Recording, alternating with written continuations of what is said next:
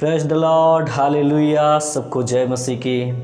परमेश्वर का अनुग्रह, प्रभु की दया प्रत्येक भाई बहन के साथ हो। और मसीह में आपका प्रिय भाई आज वचन के साथ आपके बीच में आया हुआ है। और आज मैं एक ऐसे विषय के बारे में बात करने जा रहा हूँ।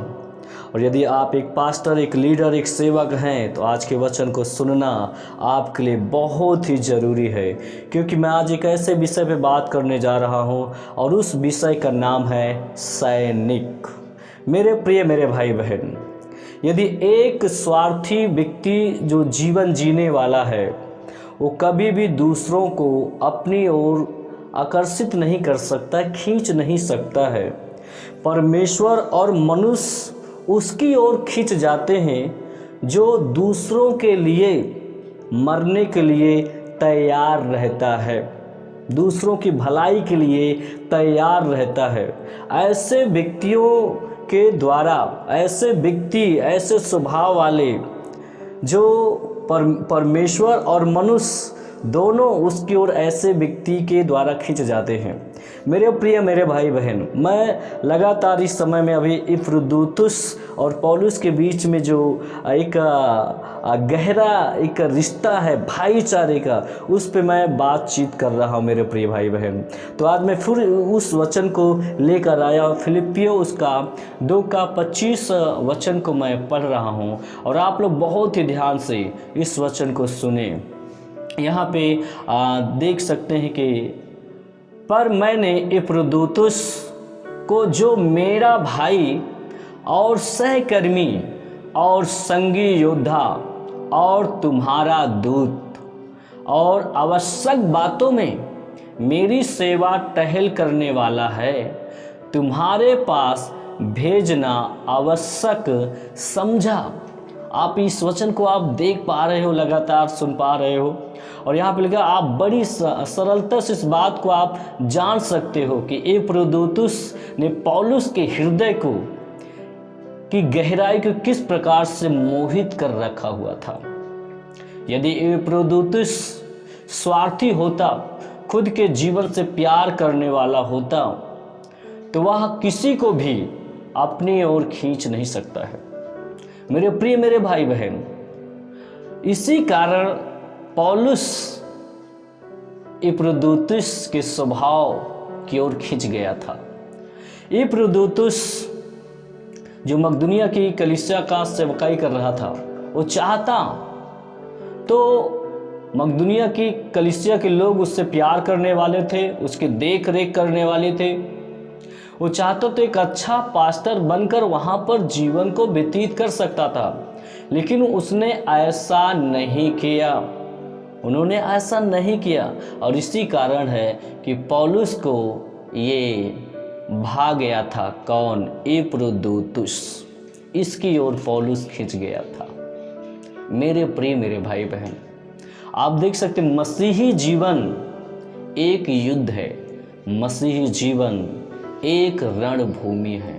हमेशा याद रखना है कि एक व्यक्ति जो यीशु मसीह को ग्रहण करता है वो युद्ध के मैदान में है, वो रणभूमि में है।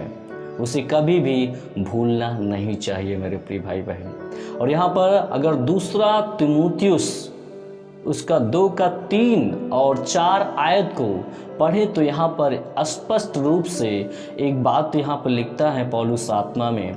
यहाँ पर लिखता है कि मसीह यीशु के अच्छे योद्धा के समान मेरे साथ दुख उठा।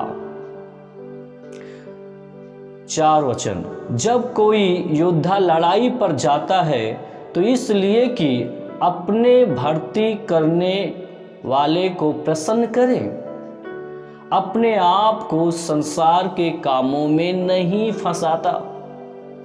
आप इस यहाँ पे देख पा रहे हो, एक मसीही, एक अच्छा योद्धा बगैर बलिदान के विजय प्राप्त नहीं कर सकता है।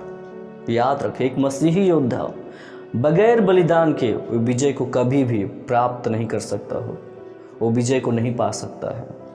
और यहाँ पर अभी आपने देखा 3 वचन को, फिलिपियों उसका 2:3 आयत को यदि यहाँ पे देखें तो यह मसीह यीशु के अच्छे योद्धा के समान मेरे साथ दुख उठा। अब यहाँ पे थोड़ा हम बातें करते, मेरे साथ दुख उठा। मेरे प्रिय मेरे भाई बहन, आज मैं आपसे एक सवाल को करना चाहता हूँ। आज बहुत सारे लोग दुख उठाना नहीं चाहते हैं, वो अपने जीवन में सब कुछ अच्छा अच्छा चाहते हैं, लेकिन दुख उठाने के लिए कोई तैयार नहीं है। लेकिन यहाँ पे यदि आप एक सैनिक हो तो यहाँ पे क्या कहते हैं, मेरे साथ मसीह यीशु के एक अच्छे योद्धा के समान मेरे साथ दुख उठा। आज मैं आप सवाल करता हूँ, आप जहाँ से जीवन पा चुके हैं, आप मरने की कगार पे थे, आप बीमारी में थे, आप विपत्ति में से समय ऐसे विपत्तियों से आप गुजर रहे थे, लेकिन आपको प्रभु यीशु मसीह ने जीवन दिया है। मैं आपसे सवाल करना चाहता हूँ, क्या आप अपने चर्च के साथ में खड़े हैं? क्या आप अपने पास्टर के विपत्ति के समय में आप खड़े हैं? क्या आपका पास्टर जब विपत्ति में है तो उस समय में क्या आप प्रार्थना कर रहे हैं? आपका पास्टर जब विपत्ति में है तो क्या आप उनके लिए उपवास के साथ घुटने आप टेक रहे हैं? मेरे प्रिय मेरे भाई बहन, यही है एक बलिदानी जीवन कि हमारा चर्च, हमारा पास्टर यदि विपत्ति के समय में है, ऐसे परसिक्यूशन की घड़ी में गुजर रहा है, तो उस समय हमें क्या करना चाहिए? उस समय में हम पास्टर के लिए, अपने पास्टर के लिए, अपने चर्च के लिए प्रार्थना के साथ, वचन के साथ, उपवास के साथ घुटनों पे बैठना है, ताकि उन विपत्तियों से, उन समस्याओं से कलीसिया आज़ाद हो सके, पास्टर आज़ाद हो सके उन परसिक्यूशन से, ताकि वो पास्टर बहुतों के लिए आशीष का कारण बन सके यीशु मसीह के सामर्थ्य नाम में। यदि आप अपने चर्च के लिए, अपने पास्टर के लिए उपवास प्रार्थना कर रहे हैं, घुटना टेक रहे हैं, तो मेरे प्रिय मेरे भाई बहन, मैं आपको एक चीज़ को बताना चाहता हूँ, आप बहुत ही आशीषित होने वाले व्यक्ति हो और अपने पीढ़ी के लिए और बहुत ही आशीष का कारण बनोगे, और आने वाली पीढ़ी आपको याद करेगी यीशु मसीह के सामर्थ्य नाम में। आमीन। यहाँ पर अगर देखें, मेरे साथ दुख उठा। जब लोगों के जीवन में सब कुछ अच्छा होता है तब तक वो बने रहते हैं, लेकिन कुछ ऐसी जब सिचुएशन आती, कुछ ऐसी परिस्थितियां आ जाती हैं, हम अपने आप को पीछे हटा लेते हैं। और यही बात को पौलुस यहाँ पे बोल रहा तीमुथियुस को कि मसीह यीशु के अच्छे योद्धा के समान मेरे साथ दुख उठा। हमें दुख तो उठाना, यीशु मसीह एक बात को कहता है, जो अपना क्रूस न उठाए वो मेरे योग्य नहीं हो सकता है, वो मेरा चेला नहीं हो सकता है। इसको आपको समझना पड़ेगा। कुछ आएंगी, परिस्थितियां आएंगी, कुछ विपत्तियां आएंगी, वो हमें मारने के लिए नहीं, हमें स्थिर और मजबूत करने के लिए आएंगी यीशु मसीह के सामर्थ्य नाम में। हमें समझना है, हमें डरना नहीं, हमें भयभीत नहीं होना है। हम मसीह यीशु के एक अच्छे योद्धा के समान हम उसके सेवा कार्यों में बने रहें यीशु मसीह के सामर्थ्य नाम में। इस समय में मैं जो बातें कर रहा हूँ वचन से, मेरे प्रिय मेरे भाई बहन, इन दिनों में जो कुछ हो रहा है आप जान रहे हैं। यूपी में और यूपी के बाहर भी कई ऐसे परसिक्यूशन से लोग गुजर रहे हैं, लेकिन मेरी प्रार्थना, मेरी विनती है कि आप जैसा भी हैं, जैसे भी हैं, फिलिप्पी 4:4 कहता है, प्रभु में आनंदित रहो। एक बार और कहता, आनंदित रहो, क्योंकि प्रभु का दिया हुआ आनंद को कोई छीन नहीं सकता यीशु मसीह के सामर्थ्य नाम में। यहाँ पर एक बात को लिखा है, मेरे साथ मसीह यीशु के अच्छे योद्धा के समान मेरे साथ दुख उठा। यहाँ पे क्या है बात मालूम है, पौलुस जब विपत्ति के समय में था, एपफ्रोदीतुस एक सैनिक की तरह उसकी विपत्ति के लिए खड़ा हो गया, उसकी सेवा टहल में। वही बताता है, मेरी आवश्यकताओं में मेरी सेवा टहल करने वाला विपत्ति के समय वो खड़ा था। मेरे प्रिय मेरे भाई बहन, इस बात को देखें। आज बहुत सारे लोग, यहाँ पर एक सुंदर सा चित्र आ रहा है, एक प्रभु के दास का अपनी गवाही में इस प्रकार से बताते हैं। वो एमपी के हैं, बालाघाट के, आप समझ सकते हो कौन है। वो अपनी गवाही में इस प्रकार से बताते हैं, पहले मैं 3 स्टार वाला इंस्पेक्टर पुलिस में था, लेकिन अब मैं पास्टर हूँ। अब मैं सेवा करता हूँ। मेरे प्रिय मेरे भाई बहन, कितना अद्भुत बातें हैं। एक पुलिस में रहने वाला व्यक्ति वो पास्टर बन गया, हो प्रभु का सेवा कर रहा है। आप समझ सकते हो कि एक पास्टर को किस विपत्तियों से किन किन चीज़ों का बलिदान करना पड़ता है। आप इस बात को तो आप समझ पा रहे हो। लेकिन यहाँ पे मेरे प्रिय मेरे भाई बहन, उनका गवाही मैंने सुना, बड़ा अद्भुत था। पहले वो पुलिस में थे, अब लेकिन वो पास्टर हैं। लेकिन आज कुछ ऐसे लोगों को आप सुनते होंगे, बहुत ऐसे पुराने जो सेवक, जब कभी अचानक उनसे मिलते होंगे तो कहते होंगे, मैं पहले बहुत अच्छा एक पास्टर था, या मैं बहुत पहले पास्टर था, लेकिन अब मैं नौकरी करता हूँ। मैं पहले पास्टर था, अब मैं पुलिस में हूँ। मैं पहले पास्टर था, लेकिन आज मैं एक बहुत बड़ा बिजनेसमैन हूँ। मैं पहले पास्टर था, लेकिन आज मैं एक डॉक्टर हूँ। पहले मैं पास्टर था, लेकिन आज मैं एक इंजीनियर हूँ। हो सकता है ये बातें सुनने को आती होगी, लेकिन मेरे प्रिय मेरे भाई बहन, एक चीज़ को मैं बता दूं, और एक और प्रभु के दास जो इस समय पंजाब में वो सेवा करते हैं, आप समझ सकते हो, वो पहले इंजीनियर थे, लेकिन आज वो पास्टर हैं, प्रेरित हैं। इसीलिए आज हजारों आत्माएं परमेश्वर उनके द्वारा बचा रहा है। ऐसे सेवकों के द्वारा परमेश्वर बहुतों को आशीषित कर रहा है। मेरे प्रिय मेरे भाई बहन, ऐसे सेवकों के द्वारा कितनी बड़ी बड़ी कामों को परमेश्वर कर रहा है। जो अड़ा है, जो खड़ा है प्रभु के वचन में, वो न दाएं देख रहा न बाएं देख रहा है, सीधा निशाने की ओर देख रहा है। परमेश्वर उसको अद्भुत तरीके से इस्तेमाल कर रहा है। मेरे प्रिय मेरे भाई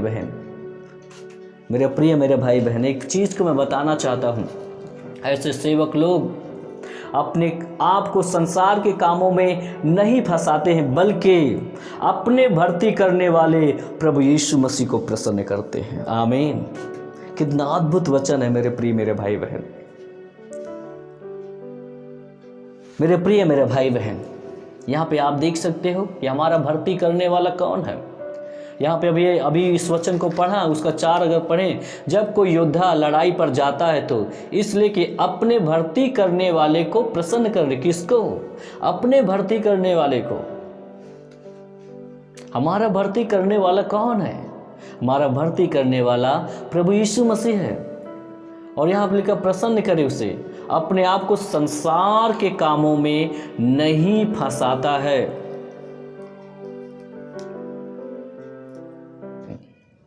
एक चीज को मैं बताना चाहता हूं, आप एक मसीह यीशु के एक अच्छे योद्धा, एक सैनिक है, और सैनिक की क्या क्या जिम्मेवारियां हैं उसको मालूम होना चाहिए। सैनिक को लापरवाह नहीं होना चाहिए, सुस्त नहीं होना चाहिए, मैंने बताया था, आलसी नहीं होना चाहिए था।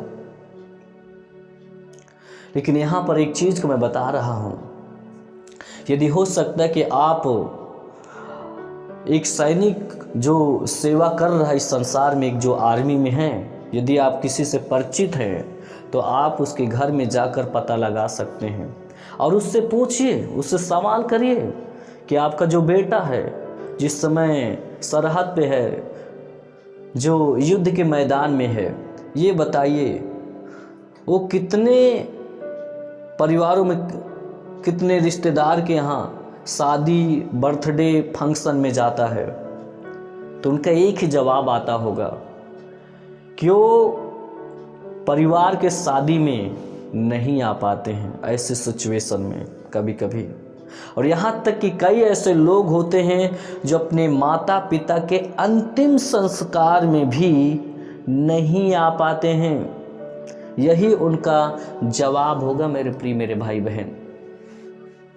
वो अपने राष्ट्र के लिए, और यहाँ तक कि अपने बीवी बच्चों को छोड़कर दूर देश रहते हैं, दूर प्रदेश में।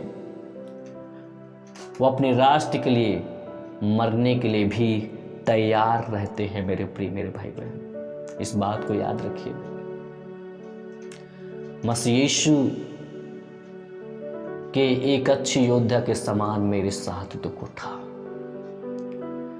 प्रभु इस संसार में से आपको चुन लिया है, आप प्रभु के हो गए हो।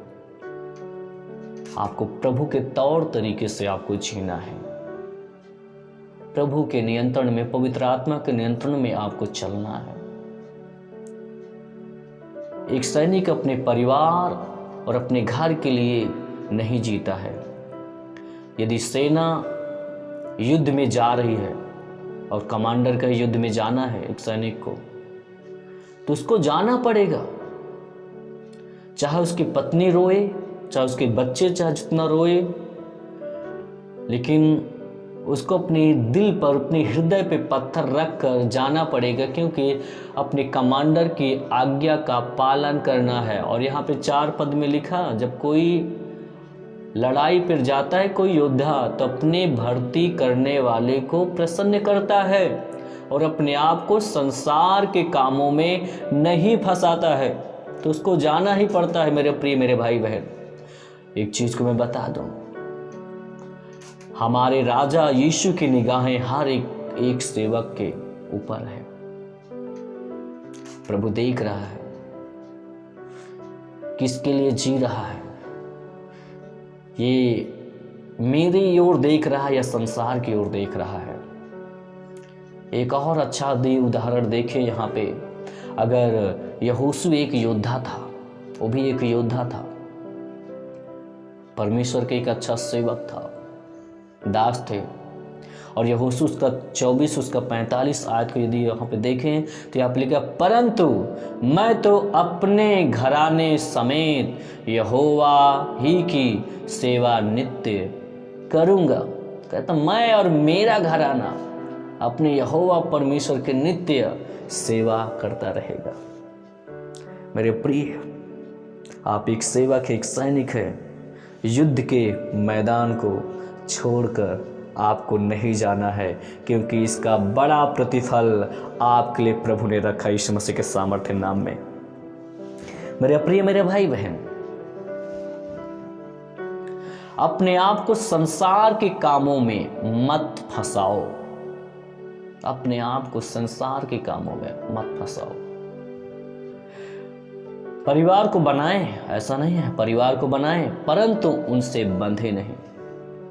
पूरी दुनिया में आप भ्रमण करिए, लेकिन दुनिया आपको बांधने न पाए। यीशु मसीह के सामर्थ्य नाम में आपको इस प्रकार से जीवन जीना है। हर प्रकार से आनंद मनाने की आपकी स्वतंत्रता है, लेकिन आपको उनका गुलाम नहीं बनना है उनके लिए। युद्ध के समय पौलुस अपने लोगों को डांटता है, मालूम? युद्ध के समय में पौलुस अपने लोगों को डांटता है। आइए हम एक और वचन की ओर चलते हैं। अगर देखें पहला कुरिन्थियों उसका 7 और उसका 29 से 30 आयत तक, तो यहाँ पर एक वचन लिखा, अद्भुत बातें हैं यहाँ पर लिखा है, इसको समझिए। यहाँ पर लिखा, हे भाइयों, मैं यह कहता हूं कि समय कम किया गया है। क्या? समय कम किया गया है। यस, ना जाने किस घड़ी किस समय वो आ जाएगा।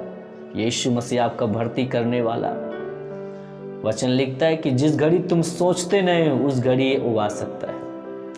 इसलिए हमें तैयार रहना, समय और असमय। अपने आप को संसार के कामों में न फंसाएं।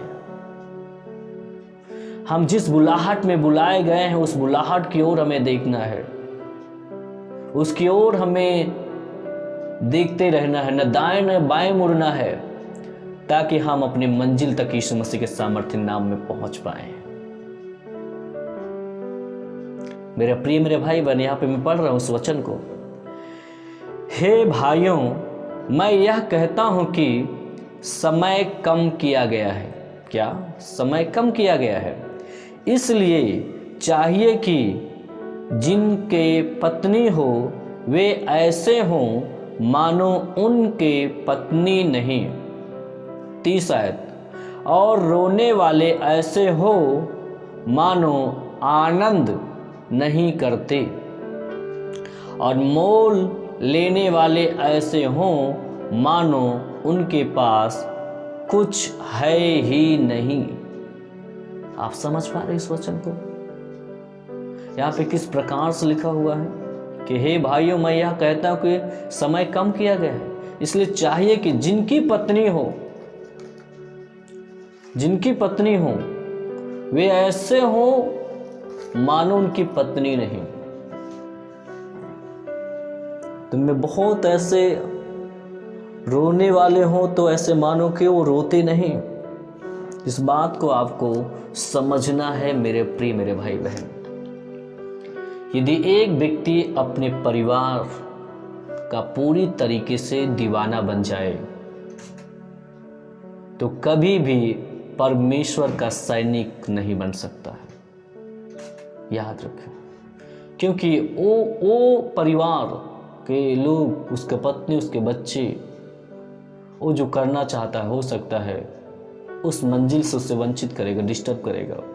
इसलिए हमेशा इस चीज़ को आप जानते हो, जब एक सैनिक को ट्रेनिंग दिया जाता है तो उसके घर पे नहीं, एक मैदान होता है, ट्रेनिंग एक सेंटर होता है, वहाँ पर जाता है, अपना परिवार, अपनी पत्नी, अपने बच्चों से दूर जाकर ट्रेनिंग करता है, और फिर वो सीखता है, और फिर अपने देश के लिए वो काम करता है, अपने देश के लिए जीता है, अपने भर्ती करने वालों को प्रसन्न करता है।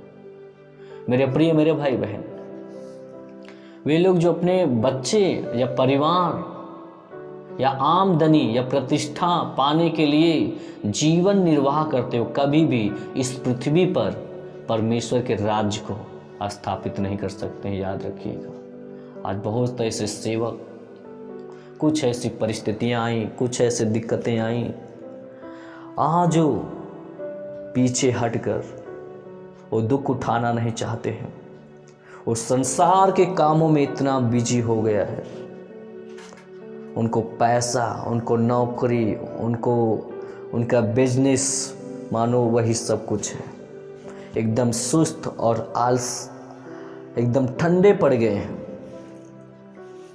प्रभु ने आपको, याद करिए, प्रभु ने आपको जब चुना था, शुरू में किस प्रकार से एक जोश, एक जुनून था, एक आग थी, आज कहाँ गए?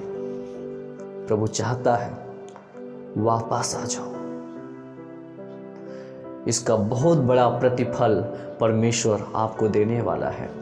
मेरे प्रिय मेरे भाई बहन, मैं एक चीज़ को बताना चाहता हूँ। यहाँ पे वही बातें अभी पढ़ा कि हे भाइयों, मैं यह कहता हूँ कि समय कम किया गया, इसलिए चाहिए कि जिनकी पत्नी हो वे ऐसे मानो हो कि उनकी पत्नी न हो, पत्नी नहीं, और रोने वाले ऐसे हो मानो वे आनंद नहीं करते, और मोल लेने वाले ऐसे हो मानो उनके पास कुछ है ही नहीं।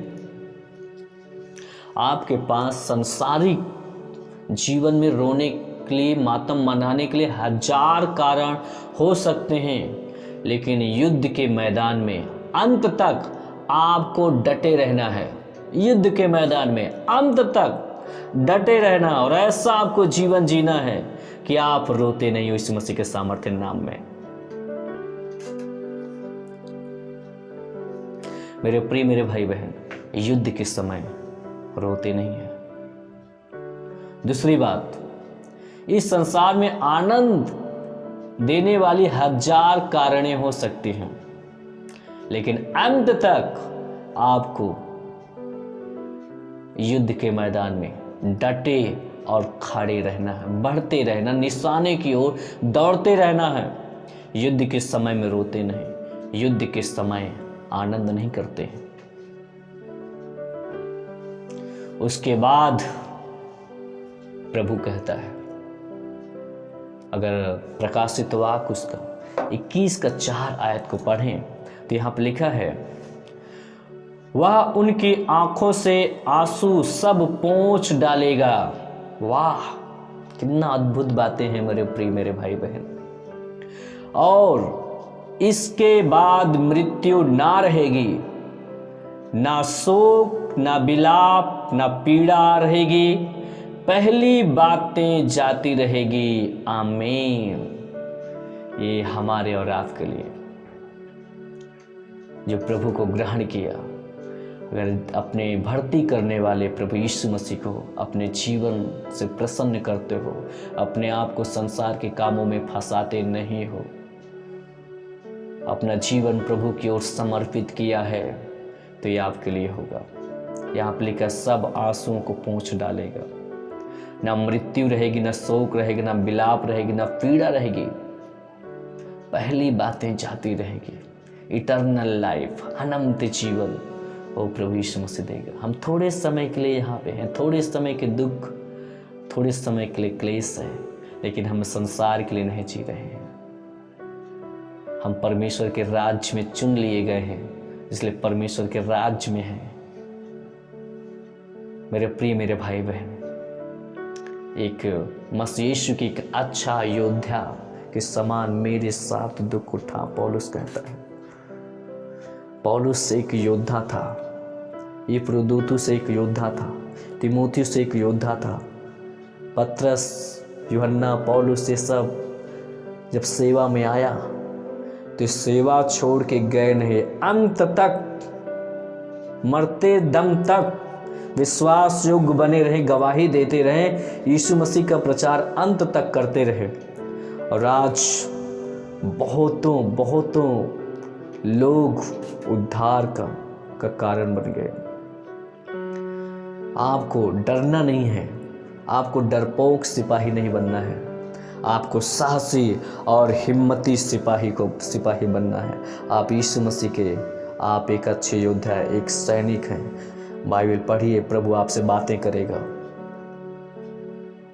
परमेश्वर कहते हैं जो अंत तक धीरज रखा रहेगा वो उद्धार पाएगा, वो जीवन का मुकुट पाएगा। मालूम है मेरे प्रिय मेरे भाई बहन, यदि आप जब दुखी हैं तो परमेश्वर दुखी है, आप जब आनंदित हैं तो परमेश्वर आनंदित है। आपको क्या लगता है कि आप दुख में हो, आप परिस्थिति में हो, परमेश्वर छोड़ दिया? नहीं, ऐसा नहीं है। हर परिस्थिति में वो आपके साथ है। वो भी आया, क्रूस उठाया और यहाँ तक कि अपने आप को बलिदान कर दिया। यीशु मसीह अपने आप को बलिदान किया, वो मृतकों में से तीसरे दिन जी उठा और पिता के दाहिनी ओर जा बैठा और आज भी इंतजार कर रहा है। शत्रुओं को कलीसिया के पैर के नीचे जब तक वो न कर दे। वो आएगा, बहुत जल्द आएगा, देर नहीं करेगा और न्याय करेगा। हमारा राजा न्यायी होकर आएगा और हम उसके साथ बादलों पर उठा लिए जाएंगे। थोड़े समय के लिए है विपत्ति, ये हट जाएगा। परमेश्वर आपको चमकाएंगे, तारों के समान आप चमकेंगे यीशु मसीह के सामर्थ्य नाम में। इस समय हम प्रार्थना करेंगे और इस विषय पे मैं बातें करता रहूँगा। मैसेज में, वीडियो में आप बने रहिएगा। जहाँ से भी आप सुन रहे हो मुझे, मैं आपके लिए प्रार्थना कर रहा हूँ, आपके लिए, आपके परिवार के लिए। परमेश्वर आपको आशीषित करने जा रहा। आप चिंता ना करें, आप अकेले नहीं हैं। हजारों लोगों की प्रार्थनाएं आपके साथ, आपके परिवार के साथ है। प्रभु भी स्वयं 24 घंटा आपके साथ में, भले मैं 24 घंटा आपके साथ नहीं रह सकता, लेकिन परमेश्वर 24 घंटा आपके साथ में है। मेरे प्रिय मेरे भाई बहन, याद रखिएगा, जितने भी सेवक परिस्थिति से, परक्यूशन से गुजरे, परमेश्वर छोड़ा नहीं, वहाँ भी उनके साथ में परमेश्वर रहा। सदरक, मेशक, अबेदनगो आग की भट्ठे में गया, वहाँ भी यीशु मसीह वहाँ था, परमेश्वर था वहाँ पे। दानियल शेर की मान में गया, वहाँ था, वो उसकी उपस्थिति थी परमेश्वर के, इसलिए उसके जुबान को शेर के बंद कर दिया। यूसुफ भी जेल के अंदर गया, वहाँ भी परमेश्वर साथ में था। मेरे प्रिय, कुछ समय के लिए, उसके बाद परमेश्वर सब कुछ नया करेगा। आप विश्वास योग्यता में बने रहे, अंत तक सब कुछ प्रभु नया करेगा। हम दुआ करते हैं इस समय। प्रभु, हम प्रार्थना करते हैं इस समय प्रभु, जितने लोगों ने वचन को सुना प्रभु, हम प्रार्थना करते हैं, हमें विश्वास है प्रभु कि आज के वचन के द्वारा प्रत्येक भाई बहन आशीषित हुए हैं, इनको बल मिला है, इनको हिम्मत मिली है प्रभु जी। तेरा हम धन्यवाद करते हैं प्रभु। इस समय हम प्रार्थना करते हैं प्रभु यीशु मसीह, इस समय बहुत सारे ऐसे जो सेवक लोग हैं प्रभु जी, इस समय कई ऐसे परसिक्यूशन से गुजर रहे हैं प्रभु जी। लॉर्ड हम प्रार्थना करते हैं प्रभु जी, उनके परिवार में शांति आए प्रभु जी, उनको बल और हिम्मत दे प्रभु जी। इस समय कई ऐसे लोग जो जेल में हैं प्रभु जी, हम प्रार्थना करते हैं सामर्थ्य स्वर्गदूत वहाँ भी रहें, पवित्र आत्मा आप उनके संग में रहें, उनको हिम्मत और बल देते रहें प्रभु जी। हम प्रार्थना करते हैं पिता यीशु मसीह के सामर्थ्य नाम में, इस समय जो जोखिम उठा रहे हैं प्रभु जी, जो उनका शोक है प्रभु वो आनंद में बदलने पाए यीशु मसीह के सामर्थ्य नाम में। लॉर्ड हम प्रार्थना करते हैं पिता यीशु मसीह के सामर्थ्य नाम में। पिता धन्यवाद करते इस समय यदि कोई बीमारी में, कोई समस्या में है, वो आजाद होने पाए यीशु मसीह के सामर्थ्य नाम में।